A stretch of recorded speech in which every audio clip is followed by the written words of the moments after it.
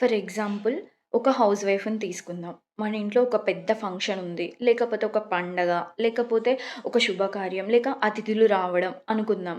So, ఆమె ఒంటరిగా చేస్తే అన్నీ చూసుకోవడం చాలా కష్టం అనిపిస్తుంది గదా!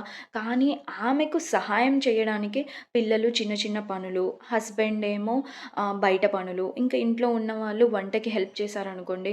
అప్పుడు తను ఏమనిపిస్తుంది, అందరూ కలిసి పని చేస్తే ఆమె మనసులో కూడా ఒక నమ్మకం వస్తుంది కదా! నేను ఒంటరిగా లేను. నాకు కూడా నా కుటుంబం ఉంది. నా వెనక నా వాళ్ళు ఉన్నారు. అప్పుడు అలసట ఉన్నా సరే భయం ఉండదు కదా! పని అంతా సులభంగా అయిపోతుంది కదా! సో, ఇదే దుర్యోధనుడి మనస్తత్వం కూడా ప్రెజెంట్. కానీ ఒకరోజు ఏమైంది ఫర్ సపోజ్ అనుకుందాం. సో, ఇంట్లో ఎవ్వరు లేరు. పిల్లలేమో స్కూల్‌కెళ్ళిపోయారు. హస్బెండ్ ఏమో ఆఫీస్‌కెళ్ళిపోయారు.